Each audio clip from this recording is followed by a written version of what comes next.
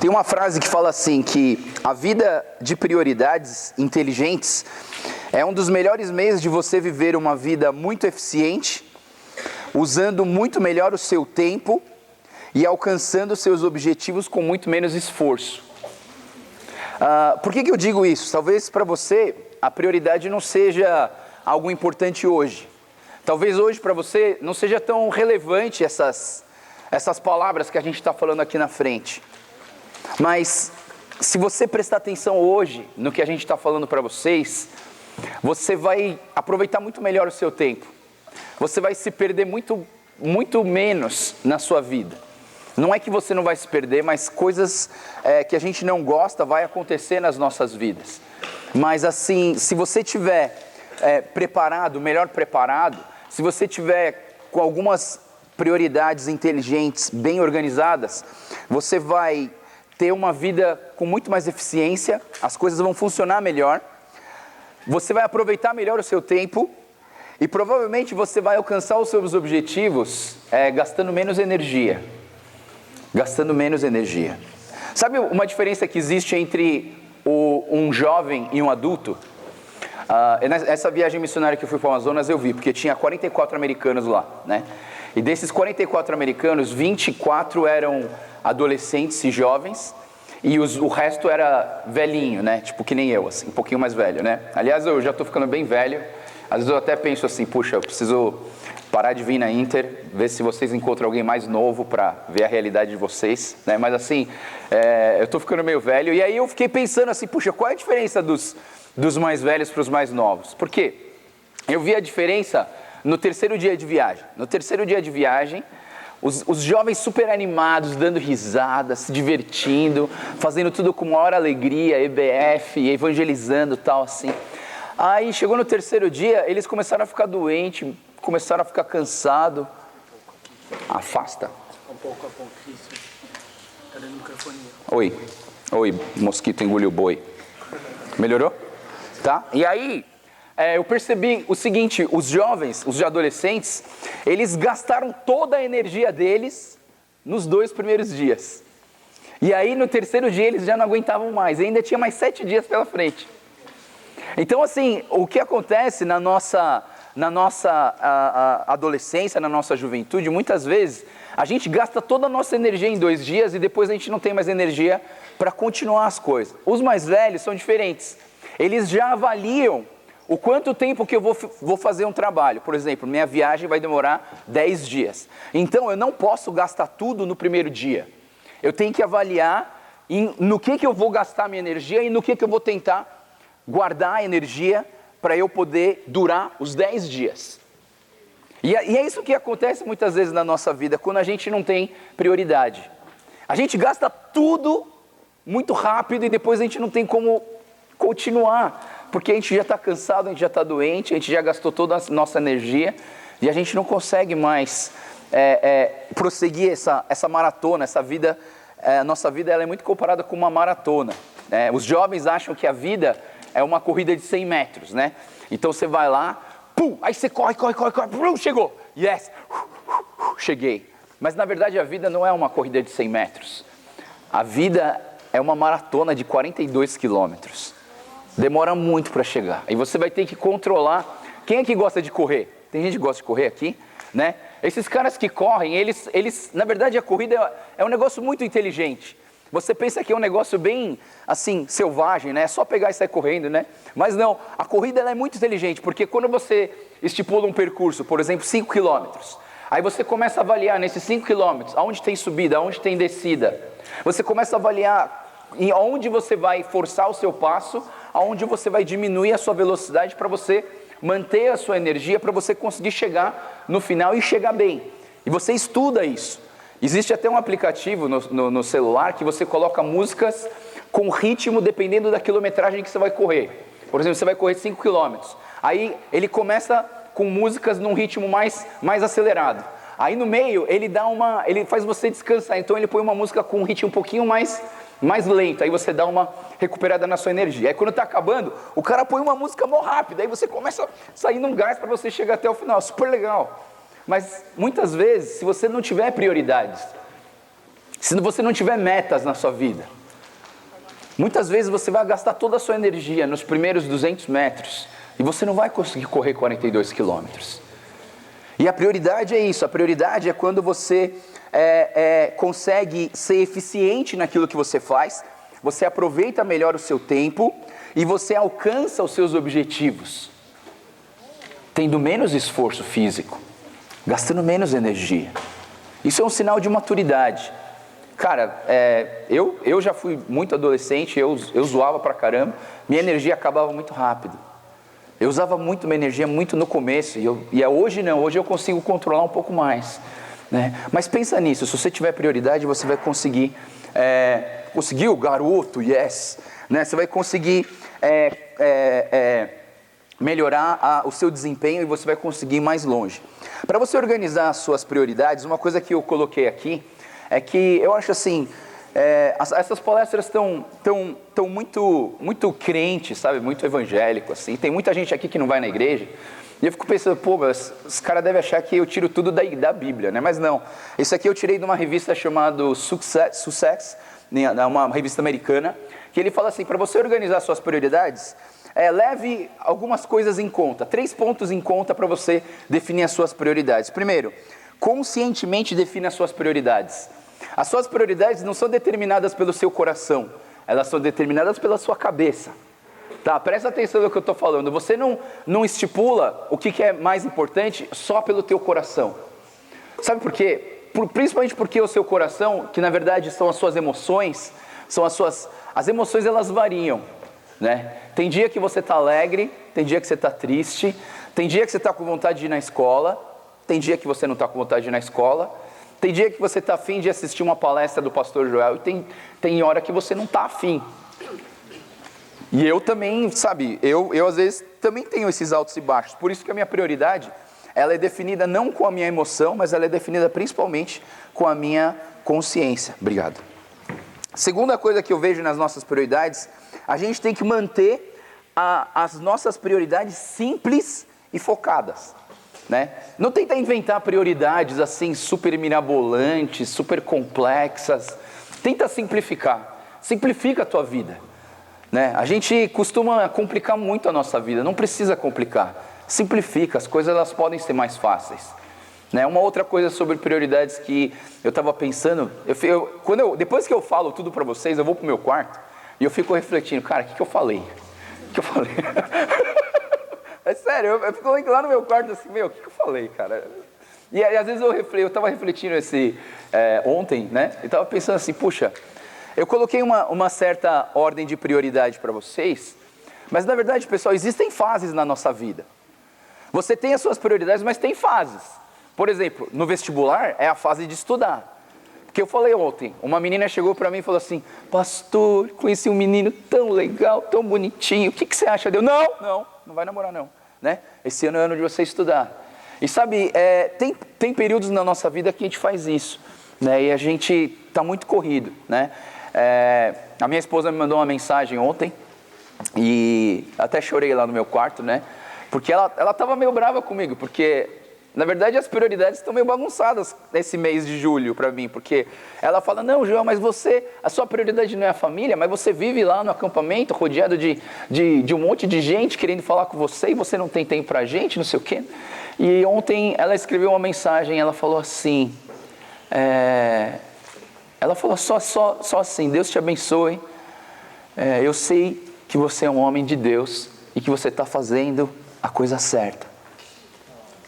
Sabe, eu fiquei lá no meu quarto assim, sabe, pensando, e eu chorei assim, até assim, eu falei amém para ela assim, né, e agradeci, sabe, e às vezes eu fico pensando, né, a minha vida, eu tenho prioridades, mas às vezes elas começam a se bagunçar toda, mas isso acontece. Existem fases na nossa vida que isso acontece, né? E aí, a última característica que essa revista Success, ele falou que viva as suas prioridades. É sobre isso que eu queria falar hoje com vocês, na verdade. Viva a sua prioridade. Você precisa... Existe uma questão muito legal na nossa cabeça, que talvez você nunca tenha parado para pensar nisso, mas existe uma questão que é o ter ou ser. ter ou ser. Sabe como eu gosto de conhecer uma pessoa? Um dia eu encontrei com alguém, eu faço isso de vez em quando. Aliás, várias vezes eu faço. Mas é que às vezes eu não tenho tanta intimidade com a pessoa para poder fazer isso. Mas quando eu sinto que eu tenho uma certa intimidade, eu faço. Eu chego com uma pessoa e eu quero conhecer ela. Eu quero saber quem ela é. Geralmente, quando a gente olha para uma pessoa, a gente quer conhecer ela. Quais as perguntas que a gente faz? O que você faz? Aonde você estuda? Né? E a gente começa a gente avalia a pessoa por aquilo que ela tem ou por aquilo que ela faz. Quanto que você tem quanto que você ganha de mesada, sei lá. A gente avalia essas coisas, né? Eu lembro que o pastor, quando eu estava lá no Amazonas, né, o missionário que eu trabalhei com ele lá, ele falou assim: Joel, eu tô assim passado com você, porque você tem 29 anos e você ainda não casou. Assim, eu não entendo, eu preciso te ajudar, deixa eu te ajudar. Aí ele falou assim: vou fazer uma pergunta para você, o que você quer na sua esposa? Aí eu falei assim: olha, pastor, eu só quero 3 coisas bem simples. Aí ele ficou assim: caraca, mano, o cara tem metas, né? Tipo assim, o cara tem 3. Eu falei assim: não, eu só quero 3 coisas, eu quero que ela seja rica, bonita e que não pense muito, né? Aí ele ficou um tempo pensando assim. Aí ele começou a rir, graças a Deus, ele entendeu a piada. Mas assim, a gente, muitas vezes, a gente é avaliado por aquilo que a gente sabe fazer ou por aquilo que a gente tem. Às vezes você não é um cara muito rico e você não se sente aceito pelas pessoas ao seu redor. Eu sou muito assim. Quando eu era menor, pequeno, eu tinha um problema de aceitação muito grande na minha vida. Porque eu queria que as pessoas me aceitassem, gostassem de mim, mas eu não tinha muita coisa para oferecer. E eu ficava assim, e eu mentia muito, sabe? Eu mentia falando, não, que eu tenho um robô na minha casa que faz não sei o quê. Não sei, eu mentia. Mas assim, você sabe que para você ser um mentiroso, o pastor ensinando sempre a ser mentiroso, né? Eu já te ensinei a roubar chiclete, agora eu vou te ensinar a ser mentiroso. Para você ser mentiroso, você precisa ser um cara inteligente. Você não pode ser burro para você ser mentiroso, porque senão vão te pegar, né? E para você ser mentiroso, você tem que ser alto também, porque a mentira tem perna curta. Ai, não dá.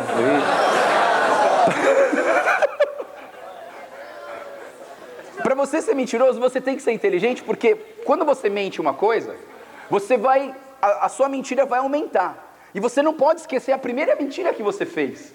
Você tem que lembrar da primeira que você fez, aí você junta com a próxima, aí você junta com a próxima, e a pessoa não pode descobrir que você está mentindo, senão o jogo você perde. Você não é um bom mentiroso, né? E eu lembro que na minha adolescência eu tinha muito problema com isso, porque eu mentia muito. E eu fazia de tudo para as pessoas me aceitarem do jeito que eu era. E para mim, o que eu era o quê? Era aquilo que eu fazia ou aquilo que eu tinha. Eu lembro que na época do colegial eu queria ter um tênis, chamava Reebok Pump. O Reebok Pump era um tênis que tinha 2 bolinhas de basquete, você ficava apertando assim, ele inchava dentro. Alguém já viu esse tênis? Cara, é muito louco. E eu tinha que ter aquele tênis, mas era lançamento nos Estados Unidos. E eu tinha que ter aquele tênis. Por quê? Porque eu queria ter aquele tênis para as pessoas me aceitarem. E falei, cara, o Joel é legal, porque ele tem um tênis daquele. E eu ficava muito assim, hoje, sabe, eu penso que eu sei fazer um monte de coisa, sabe?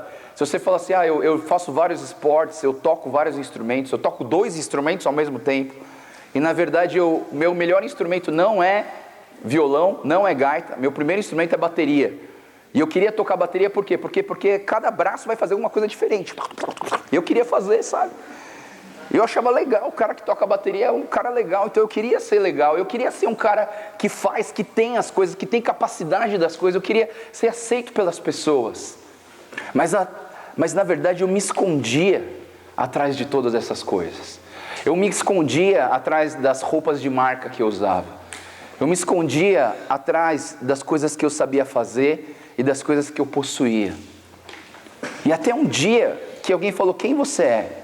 E aí volta a história que eu falei para vocês, quando eu vou conhecer uma pessoa, e a gente logo olha para ela e fala assim, o que você faz? Aonde você estuda? Qual é a sua escola? Qual é a sua faculdade? E a gente avalia essa pessoa, esse cara é bom, mano. O cara tem dinheiro, o cara estuda na USP. Né? Então, aí você pensa assim, o cara é bom. Mas quando eu tenho uma experiência de poder conhecer alguém, quando eu conheço alguém, A primeira coisa que eu pergunto é o seguinte: eu olho para você e eu falo assim, o que você mais ama nesse mundo? Aí eu faço essa pergunta, às vezes a pessoa fica até constrangida, porque ela fica assim, calma aí, eu não entendi a sua pergunta. Eu nem te conheço, eu quero te conhecer, e a minha primeira pergunta para você é o quê? O que você mais ama nesse mundo? Eu tive um acampamento dos meus jovens lá na minha igreja e eu tinha muita gente nova, eram 130 pessoas, e aí veio muito visitante, eu achei muito legal, e eu entrava nos quartos dos caras, e aí eu começava a perguntar isso para eles, cara, o que você mais ama nesse mundo? Aí tinha uns caras que falavam assim, pastor, posso ser sincero? Eu falei, tem que ser sincero. Ele falou, eu amo mulher, né? Era muito engraçado, mas assim, cara, a sinceridade era tanta, e eu achei tão legal, sabe? Porque, cara, aquilo definiu ele. Entendi quem ele é, o cara. Ele é um cara carente, um cara que é feio, né? Não, brincadeira. Mas assim, mas ele era feio mesmo. Mas aí, eu ficava pensando, sabe? Ele tá fazendo de tudo para encontrar um amor da vida dele. E eu fico pensando, essa é a busca dele.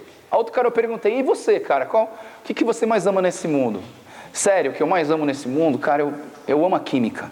Ele é um químico, ele fazia a faculdade de química e ele ama demais fazer a química, ele estudar a química. E eu percebi, puxa, é isso que ele gosta, é isso que ele é.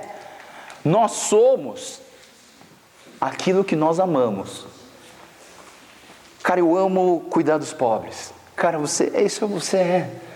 Eu amo ajudar os necessitados. Eu amo o professor de tênis ali, eu amo jogar tênis. Tem na vida dele, a vida do cara é o tênis.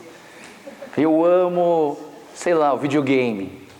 Eu amo meu PlayStation. Eu amo, sei lá, cara, é o que você é. Talvez você ainda não definiu tudo o que você é. Talvez você ainda não sabe o que você realmente ama nesse mundo. Mas aquilo que a gente ama nesse mundo, muitas vezes determina quem nós somos. E eu queria que a gente pudesse parar para pensar um pouquinho nessa palestra de hoje, quem nós somos? Nós somos o quê? Aquilo que nós temos, aquilo que nós sabemos fazer, ou existe aqui dentro, quem eu sou? Quem eu sou? O que eu quero ser, o que eu quero ter? Eu queria que a gente pudesse refletir isso. Eu vou olhar um pouco para a Bíblia, porque a gente vai ter que chegar numa ideia de realmente o que Deus queria quando Ele me criou. Quem Deus quer que eu seja? Quem que Deus quer que eu seja? E aí então, a gente vai lá para o começo da Bíblia, em Gênesis capítulo 1, versículo 26 a 27. Opa! E aí a gente vai dizer o seguinte: então, disse Deus, façamos o homem, entenda homem aqui como a humanidade, tá? Façamos o homem a nossa imagem, conforme a nossa semelhança. Domine ele sobre os peixes do mar, sobre as aves do céu, sobre os animais grandes de toda a terra, sobre todos os pequenos animais que se movem rente ao chão. Criou Deus o homem à sua imagem, a imagem de Deus o criou, homem e mulher os criou. Deus, quando Ele criou a sua vida, Ele criou a imagem dEle. O ideal seria que, se você olhasse para o lado, você conseguisse ver Deus, né? Eu não sei se vocês perceberam, assim, alguns acham, alguns não acham. Quando você olha para as minhas filhas e fala, pô, ela parece o papai, ela parece a mamãe. E da onde vem isso? É a imagem e semelhança, nós somos o mesmo DNA. Eu casei com a minha esposa e aí nós geramos a Sara e a Estela, e elas são parecidas com a gente. Por quê? Por causa do DNA. Quando Deus criou você, quando Deus começou a criar o mundo, Ele criou o céu, Ele criou a terra, Ele separou as águas da terra, Ele fez o sol, Ele fez os animais que voam, Ele fez os animais do mar, e Ele foi fazendo, Ele foi criando tal, e aí um dia Ele foi lá e pumba, agora Ele olhou, deve ter olhado um para o outro, porque o verbo está no plural, Ele fala, façamos o homem a nossa imagem e semelhança. Então eu imagino que essa é uma das ideias da gente entender a trindade de Deus, Deus Pai, Deus Filho, Deus Espírito Santo. Eles olharam para o outro e falaram assim, vamos criar o mais legal agora, vamos criar algo parecido com a gente.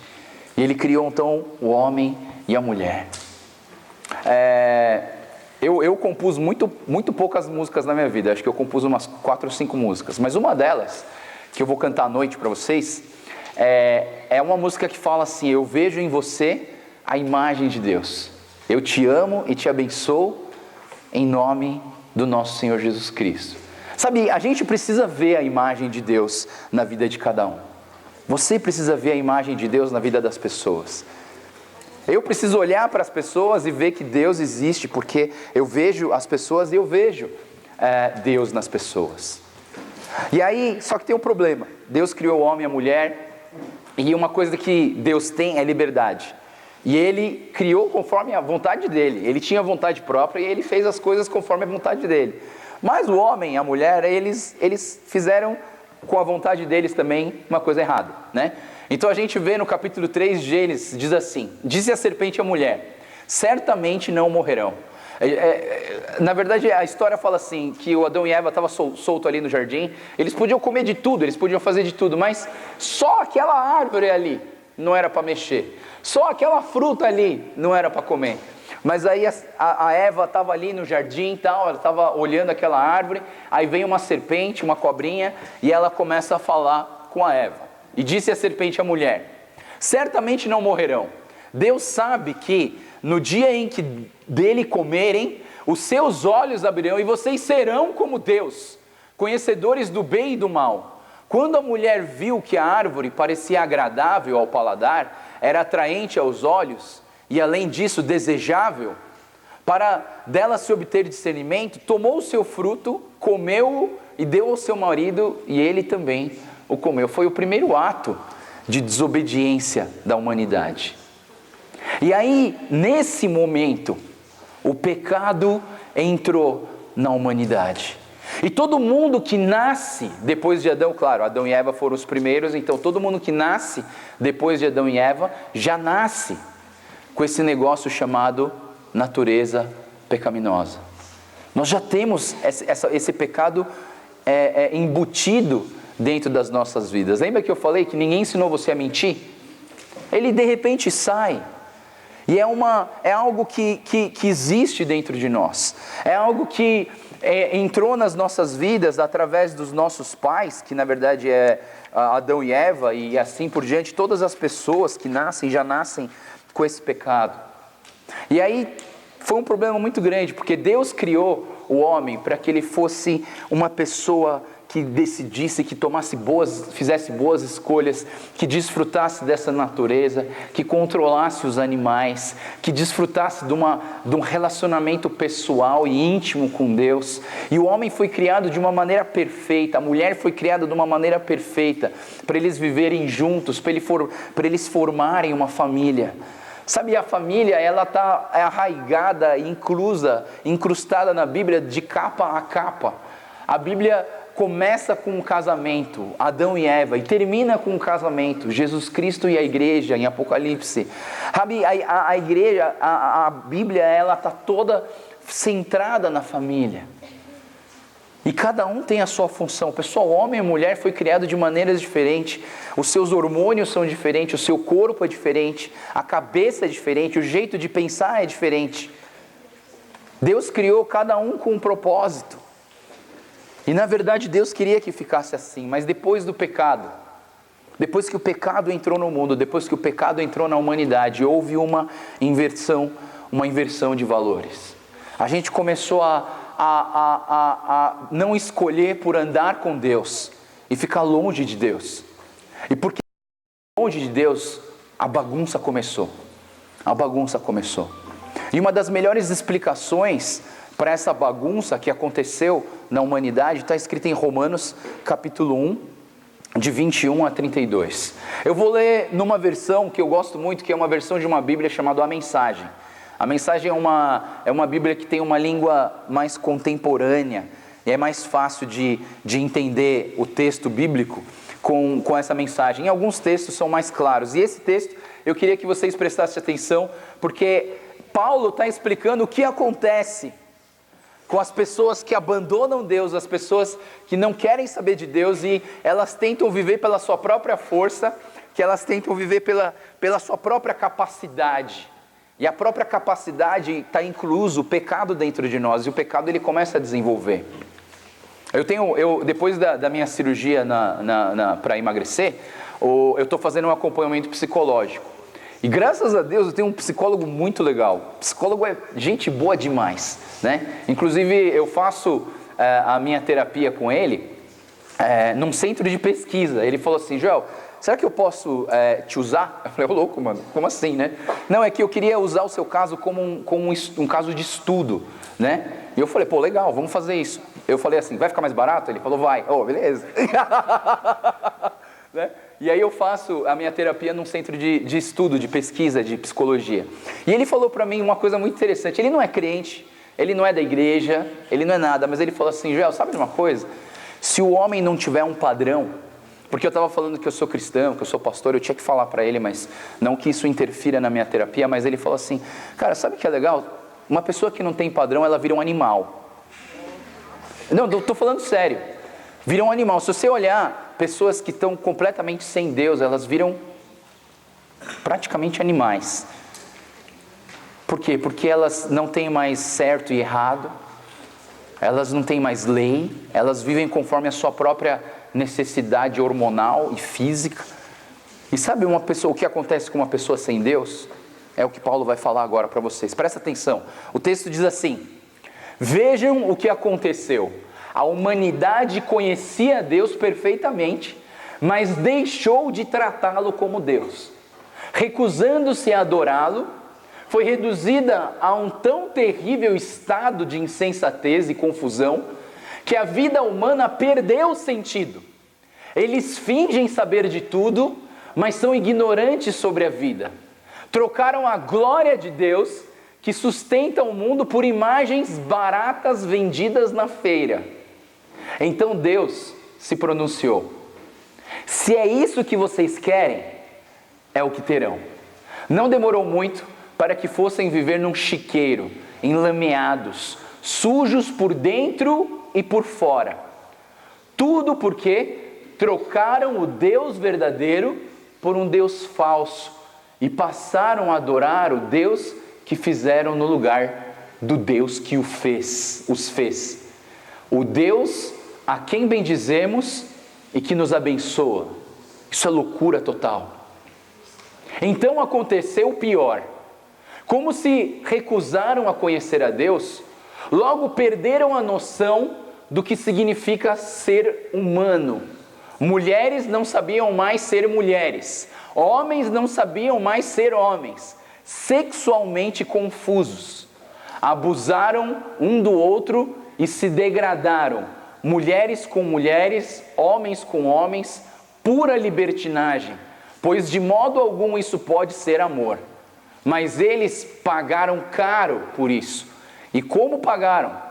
São vazios de Deus e do amor divino, perversos, infelizes e sem amor humano. Uma vez que eles não se importaram em reconhecer Deus, Deus desistiu deles e os deixou por conta própria. A vida deles agora é uma confusão só, um mal que desce a ladeira abaixo. Eles tomaram à força o que é alheio, são ambiciosos e caluniadores, cheios de inveja e violência, brigas e trapaças, fizeram da vida um inferno. Olhem para eles, são maliciosos, venenosos, críticos ferozes de Deus, brigões, arrogantes, gente vazia e insuportável, mestres em criar meios de destruir vidas e revoltados contra o país. Não passam de seres tolos, asquerosos, cruéis e intransigentes. Até parece que eles não sabem o que fazem, mas têm plena consciência de que estão cuspindo no rosto de Deus e não se importam. Pior ainda, premiam quem faz as piores coisas com eficiência. Essa palavra é muito dura, né? Romanos era quando Paulo escreve para Romanos é uma das cartas preferidas minhas. Mas quando Paulo escreve aos Romanos, ele escreve para pessoas muito cultas, para pessoas que estudaram, sabe?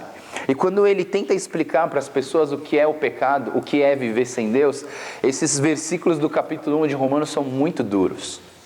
E sabe, eu pergunto, o que nós temos nos tornado sem Deus? Talvez você seja muito novo para falar assim, eu não sei o que eu estou me tornando, nem sei o que eu sou ainda. Talvez ainda seja muito novo, mas de repente, se agora você decidir reconhecer Deus como Deus da sua vida, reconhecer Deus como Senhor da sua vida, o seu futuro vai ser bem melhor se você viver uma vida longe de Deus. Porque quem vive longe de Deus, uma das consequências elas são essas. Eu não estou falando que todo mundo que vive sem Deus é arrogante, é brigão, faz tudo de errado. Não, todo mundo faz coisa errada. Mas uma vida longe de Deus te leva a esse tipo de libertinagem, uma liberdade desvairada, uma liberdade que te leva para fazer aquilo que só aquilo que é carnal, só aquilo que não é bom. Sabe, eu pergunto, o que você quer ter nesse mundo? O que você deseja ter nesse mundo? Às vezes a gente fica com essa questão, puxa, eu sou aquilo que eu tenho, e eu queria ter algumas coisas. Por exemplo, vou dar algumas coisas que a gente deseja ter. A gente deseja ter um iPhone 6 Plus, né? Eu quero ter, né? Mas aqui, meu celular ainda tá bom, então eu não vou desfazer dele não, né? E outra, é muito caro também, né? Mas assim, sabe, eu tenho vontade de ter. Eu tenho vontade de ter um carro melhor, um carro mais legal, né? De repente você tem vontade de encontrar o amor da sua vida. Ou você tem vontade de ser famoso, de ser famosa. Ou você tem, sei lá, vontade de ter muito dinheiro. Dinheiro para você fazer tudo o que você quiser. Mas a questão, talvez hoje, o que eu queria falar, principalmente em relação ao que você se torna sem Deus, é o que você quer ser. O que você quer ser hoje? A pergunta é essa, o que você quer ser? O que você quer ser? Agora eu vou falar para vocês o que eu quero ser, tá? Sabe uma das coisas, meu sonho desde criança, sabe? Sabe o que é ser? Eu queria muito ser, sabe o quê? O Super Saiyajin número 5. Cara, sabe, eu queria ser. Eu achava muito legal. O cara destrói tudo, o cara é muito forte, né? E eu queria ser o Dragon Ball número 5, cara. Queria muito, mas eu não sou, né? Eu tô mais pra Urso Panda do que pra Goku do Dragon Ball, né? Mas sabe, uma coisa que eu queria ser, sabe, que me vem na cabeça, e talvez seja uma coisa muito simples, o que eu queria ser era ser feliz. Eu queria ser feliz, é uma coisa tão simples. E talvez essa seja o desejo do fundo do seu coração, ser feliz. Eu queria ser feliz, eu quero ser feliz. E aí tem um texto na Bíblia, em Filipenses, que eu gosto muito, que ele fala assim: não estou dizendo isso porque eu esteja necessitado, pois aprendi a adaptar-me em toda e qualquer circunstância. Sei o que é passar por necessidade, sei o que é ter fartura. Aprendi o segredo de viver contente em toda e qualquer situação. Olha só essa frase, pessoal. Aprendi o segredo de viver contente em toda e qualquer situação. Seja bem alimentado, seja com fome, tendo muito ou passando necessidade, tudo posso naquele que me fortalece. Sabe, eu acho que a gente vai ser feliz quando a gente encontrar quem a gente é. E a gente ficar feliz com quem nós somos. E não com aquilo que eu tenho. E não com aquilo que eu sei fazer. Mas com aquilo que eu sou. Por isso hoje eu queria que você pudesse refletir nisso. Refletir que você é filha de Deus. Você é filho de Deus. E o que Deus deseja no seu coração é que você seja feliz. Hoje à noite eu vou falar um pouquinho sobre felicidade. Por quê? Porque ser feliz implica em você entender o que é o ser e não o que é o ter ou fazer, mas o que é você ser. E eu quero ser feliz. E eu não vou pedir para você levantar a mão quem quer ser feliz, porque todo mundo aqui quer ser feliz. A gente quer viver a felicidade, a gente quer ter uma vida mais feliz, a gente quer ter uma família mais feliz. Nós queremos ter essa felicidade. Eu queria que você encontrasse isso, que a sua felicidade não dependesse se você tem muito ou se você tem pouco. A tua felicidade não depende se você sabe fazer isso ou se você não sabe fazer isso. Mas que a sua felicidade seja encontrar quem você é. Vou contar, estou terminando, mas vou contar só mais uma história para vocês. Existe um livro chamado Você é Especial, do Max Lucado. E esse livro fala sobre um grupo chamado Chulingos. Os Chulingos, eles eram bonecos de madeira. E os Chulingos, eles tinham uma característica muito especial. Eles andavam com uma caixinha, e nessa caixinha tinha duas coisas: estrelinhas amarelas e bolinhas pretas. E todos os Chulingos andavam com essa caixinha. E tudo que você fazia de legal, grudava uma estrelinha em você. Tipo assim, cara, o Amós toca mó bem, aí ele coloca uma estrelinha. Aí fala assim, nossa, o Matheus joga bem tênis, vamos colocar uma estrelinha. Nossa, sei lá, alguém canta muito bem, coloca uma estrelinha. Aí tem aquela pessoa mó atrapalhada, né? Sabe aquela pessoa atrapalhada que vai tentar andar e cai no chão, né? Aí você põe uma bolinha preta. Aí isso aqui é meio feinho, né? Tipo, põe uma bolinha preta, né? Então era assim, os Chulingos, eles eram assim. Eles andavam com essa caixinha e eles iam colocando estrelinhas amarelas ou bolinhas pretas nas pessoas. Existia um desses Chulingos chamado Martinello. E o Martinello, ele era um cara muito atrapalhado. Ele era feio, ele tinha um nariz, parecia uma batata. Sabe, ele era um menino muito atrapalhado. Tudo que ele fazia errado. Ele falava as coisas erradas na hora errada. Né? E tudo que o Martinello fazia, as pessoas grudavam bolinha preta nele. E ele era todo cheio de bolinha preta. Tudo que ele fazia era errado. Aí um dia, ele encontrou uma menina, uma outra chulinga. E ele achou interessante essa chulinga porque ela não tinha nenhum adesivo grudado nela. Nem bolinhas pretas e nem estrelinhas amarelas. E ele ficou assim, cara, essa menina é especial. Por que ela não tem nada grudado no corpo dela? Ela não tem bolinhas pretas e ela não tem estrelinha amarela. E ele chegou para a menina e falou assim, ei, por que você não tem estrelinhas e bolinhas grudadas no seu corpo? Ela falou assim, sabe por quê? Porque todo dia eu vou lá na casa do senhor Eli. Senhor Eli? Todo dia eu vou lá na casa do senhor Eli, eu passo um tempo com ele, e quando eu estou com ele, eu não sei, eu acho que é por causa disso que as bolinhas pretas e as estrelinhas amarelas, elas não grudam em mim. Aí o Martinello falou assim, nossa, será que eu posso ir lá? Eu falei, claro, todo mundo é bem-vindo na casa do senhor Eli. E aí então, essa chulinha levou o Martinello lá. Era no alto de uma montanha assim, o Martinello subiu ali. Quando ele chegou ali, era uma casa muito grande, a porta era muito grande, sabe? Tudo era muito grande, ele entrou assim meio com medo. Puxa vida, né? Você entra num lugar muito grande, às vezes você tem medo, né? E o Martinello entrou assim, ficou com medo. E quando ele estava entrando, uma voz bem grossa falou assim, oi Martinello, que bom que você veio aqui. Como você sabe meu nome? Não, eu sei o teu nome, porque fui eu que te criei. E aí o Martinello... Eu gostei desse obrigado pessoal. Ele colocou o Martinello na mesa, ele começou a falar com o Martinello. Martinello, por que você veio aqui? Não, sabe, eu conheci uma chulinguinha que ela era muito interessante.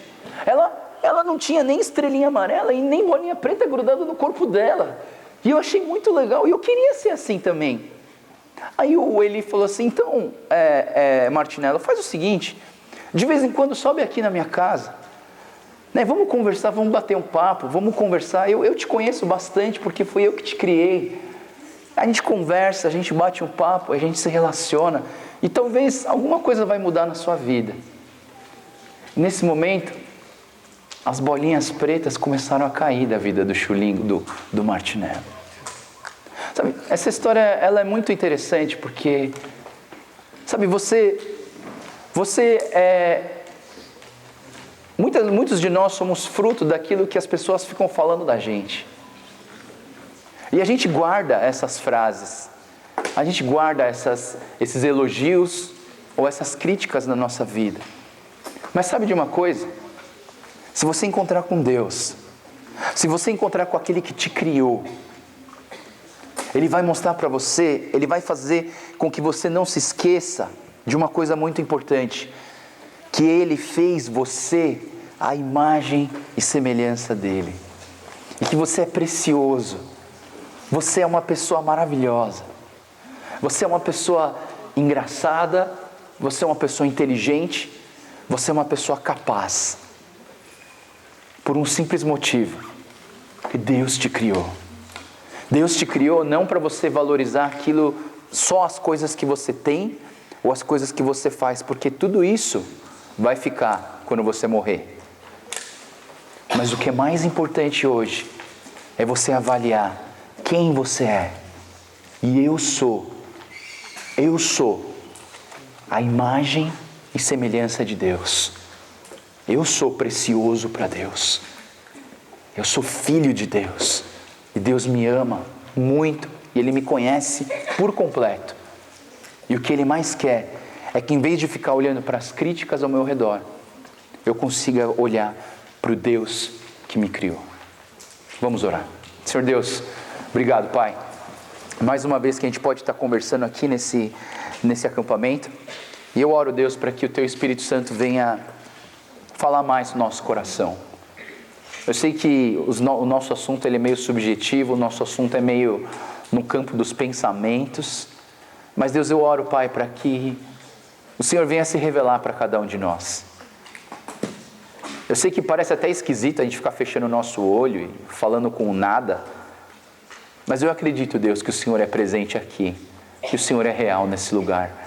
Por isso, Pai, toca no coração das pessoas que ainda não conseguem entender o que a gente está fazendo aqui, não conseguem entender o porquê que a gente canta desse jeito, não conseguem entender porque a gente fecha os nossos olhos e fala com nada. Deus, toca no coração dessas pessoas.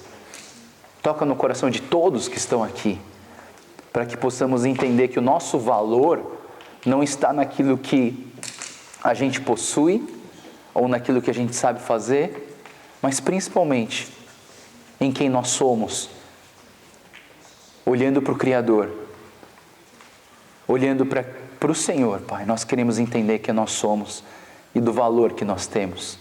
Obrigado, Deus, por esse momento. E eu peço que o Senhor nos acompanhe durante todo esse dia. É o que eu oro e agradeço em nome do Senhor Jesus. Amém.